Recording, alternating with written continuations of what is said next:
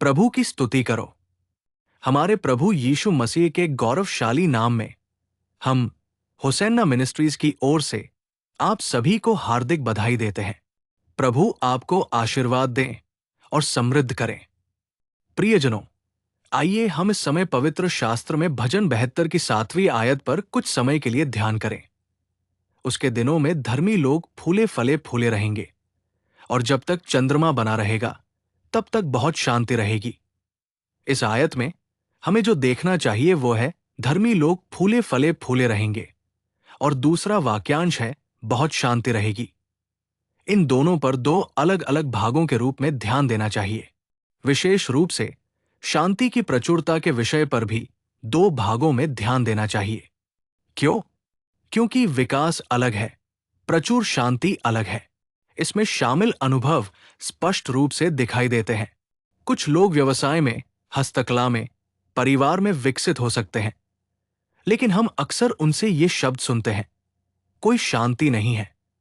हाँ, विकास तो सच है, लेकिन अगर हम पूछें कि क्या वे उस विकास में शांति से रह रहे हैं, तो उनमें से कई हमें जवाब नहीं दे सकते। मैं आपको एक छोटा सा उदाहरण देता हूं। हम ईश्वर के सेवक यसन्ना गारू के साथ यरूशलेम क्षेत्र में गए थे।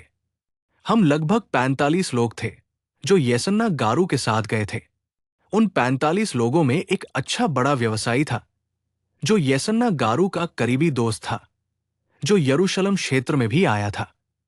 अब हमें जिस बारे में बात करनी चाहिए वो ये है कि उन क्षेत्रों में हमारे साथ भ्रमण करते समय वो कभी भी शांत या शांतिपूर्ण नहीं रहता था। जब यसन्ना गारू हमें किसी स्थान पर ले जाता और उस स्थान के बारे में विस्तार से बताता, तो उस व्यक्ति को एक फोन आता। वो तुरंत फोन उठाता और एक तरफ चला जाता, कुछ बात करता और वापस लौट जाता। तब तक यसन्ना गारू सब कुछ बता चुका होता और हम अगले स्थान पर चले जाते। ऐसा सिर्फ एक या दो बार नहीं हुआ। हर बार जब यसन्ना गारू मूल्यवान शब्द बोल रहे होते तो वो कभी नहीं सुनता। एक बार फोन आता और वो एक तरफ जाकर बात करता और उदास होकर वापस आता। एक बार हम माउंट कार्मेल पर चढ़े।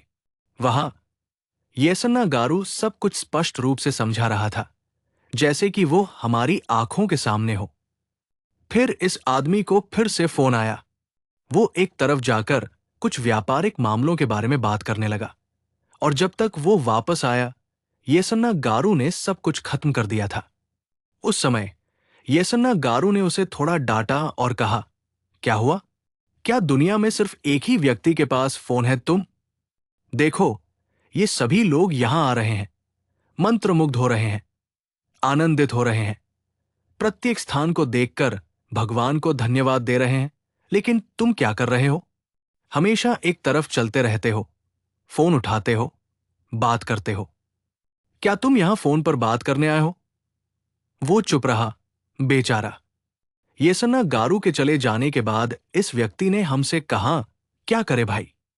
हम लोग थे जो छोटी सी दुकान चलाते थे, शांति से रहते थे, थोड़ा पकाते थे, थोड़ा खाते थे, शांति से सोते थे, धीरे धीरे और शांति से रहते थे। जब हमने छोटी सी दुकान खोली तो व्यापार बढ़ गया, लेकिन अब शांति नहीं है। अब हम लाखों रुपए का व्यापार कर रहे हैं, लेकिन हर दिन कोई न कोई चिंता बनी रहती है, एक निरंतर अशांति। हम निवेश करते हैं, लेकिन पता नहीं कि ये वापस मिलेगा या नहीं। हम आगे बढ़ने की हिम्मत करते हैं, लेकिन ये नहीं जानते कि ये हमें आशीर्वाद देगा या नहीं। यही अशांति है। खाते हैं, पचा नहीं पाते, सोते हैं, सुन नहीं पाते, शांत नहीं रह पाते, शांति से बैठ नहीं पाते। बस अशांति पर अशांति है। मैं भगवान के महान सेवकों के साथ इस क्षेत्र में आया था, लेकिन मेरी हालत तो देखो। उसने विलाप किया। ये सच है, विकास तो है, लेकिन उस विकास के भीतर शांति भी होनी चाहिए। चाहे हम कितने भी बड़े हो जाए, उस विकास के साथ शांति भी होनी चाहिए, तभी इसे आशीर्वाद माना जाएगा। इसलिए परमेश्वर के सेवक जॉन भी कहते हैं, प्रिय, मैं प्रार्थना करता हूं कि तुम सब बातों में समृद्ध हो और स्वस्थ रहो, जैसे तुम्हारी आत्मा समृद्ध है। हाँ, हमें सब बातों में समृद्ध होना चाहिए और शांति से रहना चाहिए। शांति के बिना विकास, खुशहाली के बिना समृद्धि क्या फायदा? इसलिए जब हम यहां देखते हैं, धर्मी लोग फलते फूलते रहेंगे। जब तक चांद रहेगा तब तक शांति की भरमार रहेगी। इसका मतलब है कि वे अंत तक समृद्ध खुशहाली का अनुभव करते रहेंगे। शांतिपूर्ण खुशहाली, शांति और प्रेम होगा और विकास भी होगा। ये धर्मी लोग शांति से रहेंगे। अब मैं आपसे एक सवाल पूछता हूं, ये कैसा जीवन है? क्या हम आज इस शांतिपूर्ण समृद्धि का अनुभव कर रहे हैं, या क्या हम ऐसा जीवन जी रहे हैं जहां हम कहते हैं कि मैं अपने परिवार में, अपनी खेती और अपने काम के जरिए आर्थिक रूप से प्रगति कर रहा हूं, फिर भी शांति की कमी है? यही हमें याद रखना चाहिए। आज हमें प्रभु की उपस्थिति में प्रार्थना करनी चाहिए। मैं आपको यह बताना चाहता था, ये शांतिपूर्ण समृद्धि किसके पास आती है? जकरिया अध्याय 9 श्लोक 16 और 17 को देखें। वे हमें एक सुंदर अनुभव सिखाते हैं। उस दिन उनका परमेश्वर यहोवा अपने लोगों को बचाएगा, जैसे एक चरवाहा अपने झुंड को बचाता है। वे मुकुट में जड़े हुए रत्नों की तरह उसके देश में चमकेंगे। वे कितने आकर्षक और सुंदर होंगे। युवा पुरुष अनाज से और युवतियों को नया दाखमधु पिलाएंगे। प्रियजनों, यहां देखिए, लिखा है फूलेंगे। ये कौन है? पद 16 के पहले शब्दों में हम पढ़ते हैं, मेरे लोग, मेरे लोग, मेरे लोग। इसका मतलब है कि ये परमेश्वर के लोग हैं। आप सोच रहे होंगे कि ऐसा भेद क्यों है? दुनिया के लोग अलग हैं, परमेश्वर के लोग अलग हैं। परमेश्वर के लोग अलग हैं। दुनिया के लोग दुनिया का अनुसरण करते हैं।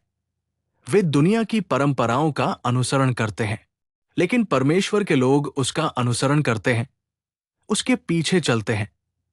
यानी वे उसके अपने लोग हैं, वे उसके हैं। तो अब हम किसके हैं?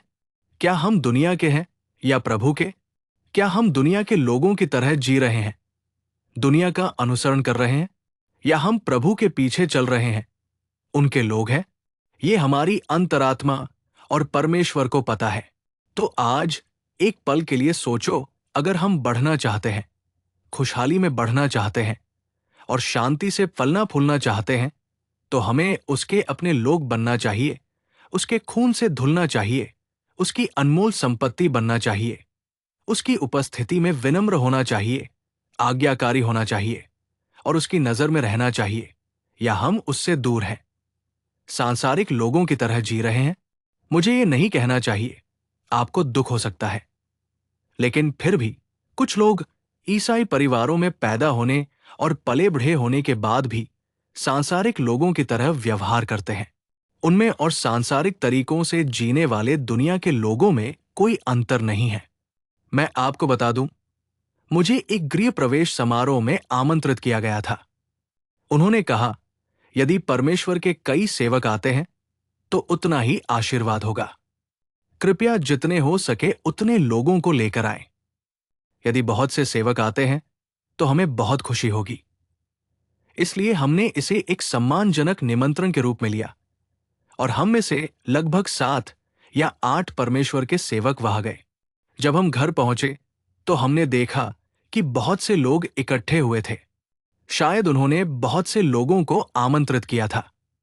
तो हमने सोचा, देर क्यों करें, चलो प्रवेश द्वार के पास जाकर प्रार्थना और समर्पण से शुरुआत करते हैं। हम सभी सेवक आगे जाकर खड़े हो गए। उसके बाद आसपास के इलाकों से करीब 150 लोग हमारे पीछे इकट्ठे हो गए। यहां चौंकाने वाली बात यह है, जैसे ही मैंने प्रार्थना शुरू करने के लिए अपना सिर उठाया, मैंने देखा कि दरवाजे के ऊपर एक फोटो लगी हुई है। यह देखकर मुझे बहुत दुख हुआ। मैंने तुरंत उसे बुलाया और पूछा, बहन, क्या ये आपके पति की फोटो है? वो अजीब तरह से मुस्कुराई और बोली, आप ऐसा क्यों कह रहे हैं, पादरी? मैंने कहा, मैं बस इसलिए पूछ रही हूं क्योंकि मुझे यकीन नहीं है। क्या यह आपके पति की फोटो है? उसने शर्म से अपना सिर नीचे किया और समझाने की कोशिश करते हुए कहा, मैंने कहा, उसने लाखों रुपए से इतना सुंदर घर बनाया है, बल्कि भगवान ने इसे बनाया है। आपका भी इसमें हिस्सा है। फिर गृह प्रवेश के लिए ये फोटो दरवाजे पर क्यों रखा गया है? क्या आशीर्वाद भगवान से नहीं मिलना चाहिए? लेकिन आप रीति रिवाजों को नहीं छोड़ेंगे।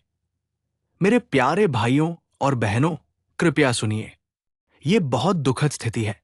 आपको दुख हो सकता है, लेकिन कुछ परिवारों में घर के अंदर दुनिया देखी जा सकती है।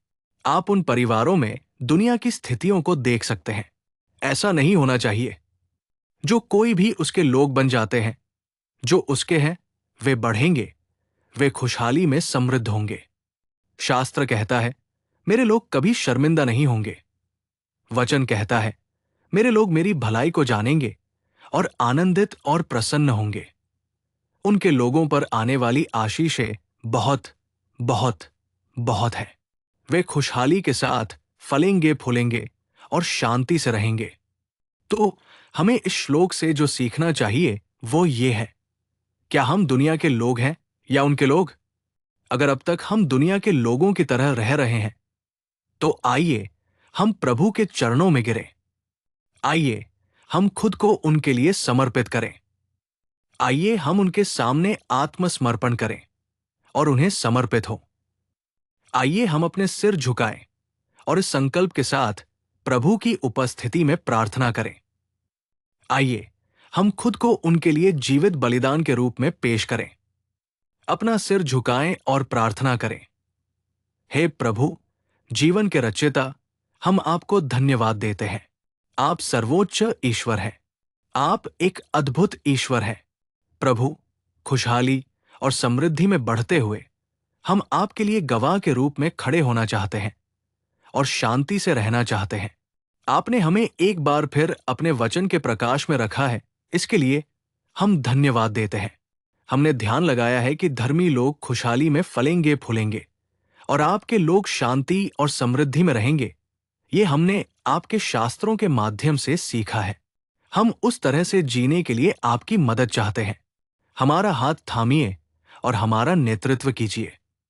हम खुद को आपके हवाले करते हैं और इस प्रार्थना में शामिल होने वाले हर व्यक्ति के लिए प्रार्थना करते हैं कि वो धन्य हो। नासरत के यीशु के गौरवशाली नाम में हम प्रार्थना करते हैं और पूछते हैं, पिता। आमीन, आमीन। प्रभु आपको आशीर्वाद दें और समृद्ध करें। हमारा ईश्वर आपको इस पूरे दिन विशेष अनुग्रह प्रदान करे। आमीन। इस तरह के दैनिक संदेशों और अधिक आध्यात्मिक संदेशों के लिए कृपया हमारे YouTube चैनल को सब्सक्राइब करें।